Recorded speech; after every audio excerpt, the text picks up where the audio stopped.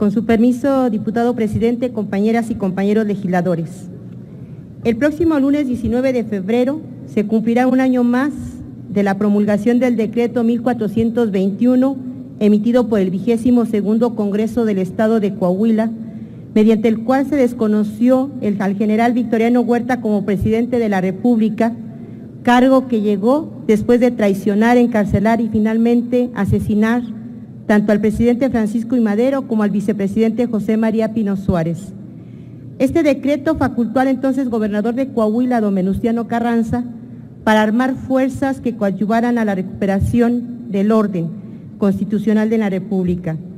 Con este mandato, Venustiano Carranza y un grupo de políticos y militares afines redactaron y lanzaron el Plan de Guadalupe, documento en torno al cual se adhirieron los grupos inconformes con el usurpador Huerta y reiniciaron la revolución.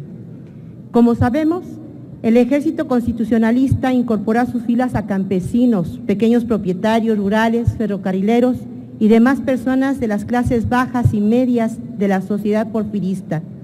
De ahí viene la aseveración de que el ejército mexicano es el pueblo con uniforme. Así se ha considerado históricamente y así se considera en la actualidad. Una característica esencial de nuestro Instituto Armado es que reconoce al presidente de la República como su comandante supremo, por lo que ha estado siempre bajo el mandato del titular del Ejecutivo en turno y no ha tenido autonomía del sistema político. Esta característica ha sido uno de los factores de estabilidad del sistema político mexicano. Lo anterior quedó confirmado en el periodo de la alternancia iniciada en el año 2000, cuando las Fuerzas Armadas no escatimaron lealtad y apoyo al nuevo presidente de la República. Otro tanto ocurrió en el sexenio siguiente, en que aceptaron casi prácticamente a ciegas ir a una guerra contra el narcotráfico.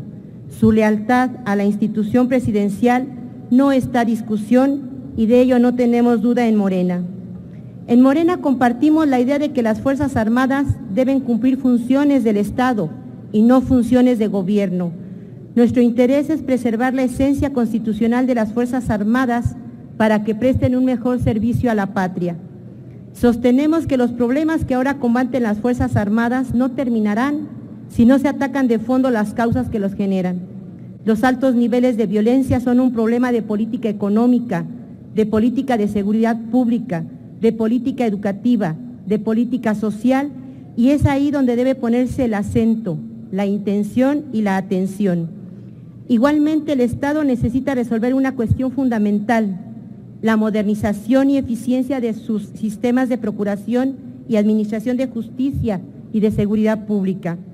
Así, para combatir el flagelo de la inseguridad, Morena ha propuesto restaurar la Secretaría de Seguridad Pública, dar plena autonomía a la Fiscalía General de la República, erradicar la corrupción y la impunidad de las corporaciones policíacas y en general brindar apoyo presupuestal, capacitación y entrenamiento a las corporaciones policíacas federales, estatales y municipales, así como promover un entorno social contra el crimen organizado. Pero estamos convencidos de que México requiere de un Estado democrático de derecho para alcanzar mejor desenvolvimiento de su sociedad. Ahora mismo, el Estado mexicano no reúne esas cualidades, pues convive con un poder de facto que le disputa el control tanto de territorios como de instituciones. Es desangrado por las acciones del crimen organizado, que no solamente trafica estupefacientes, sino secuestra, desaparece y también se trata de personas sin perder de vista las extorsiones y los asesinatos sin piedad. Ello nos convierten en una nación vulnerable en la que sus habitantes viven con miedo. En respuesta a esta situación, el Ejecutivo Federal envió al Congreso de la Unión una iniciativa de ley de seguridad interior que fue aprobada por una apretada mayoría en esta Cámara de Diputados. La ley está en manos de la Suprema Corte de Justicia de la Nación y habrá que esperar su fallo para saber a qué atenernos. En nuestra opinión, si la ley de seguridad interior entra en vigor, se vulnerará tal vez de manera irreversible la naturaleza misma de las Fuerzas Armadas, que son garantes de la soberanía y la seguridad nacional y en aras de cumplir tareas que le son constitucionalmente ajenas. Por otra parte, consideramos que la altísima credibilidad que ha tenido y sigue teniendo el Ejército en la sociedad es un valor estratégico que debemos preservar a toda costa.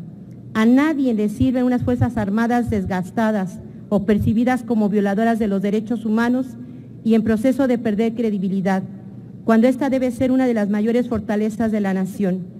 Habrá que convenir entonces que una democracia plena, sana y vigorosa es el camino para superar la problemática en la que se encuentra inmerso el Ejército. Ese es el compromiso de Morena en su camino hacia la presidencia de la República, pues estamos conscientes de que necesitamos y requerimos Fuerzas Armadas modernas, profesionales, guiadas por una doctrina militar de pleno respeto a los derechos humanos. Concluyo señalando que el Ejército debe seguir cumpliendo las importantes funciones que la Constitución le mandata para preservar la integridad del Estado. Nuestro reconocimiento a los integrantes del Ejército que, como menciona Dan Millman, piensen que un guerrero no renuncia a lo que ama, sino que encuentra el amor en lo que hace. México necesita seguir contando con esta leal institución, que es clave para el desarrollo independiente y democrático de nuestro país. Por tu atención, mil gracias.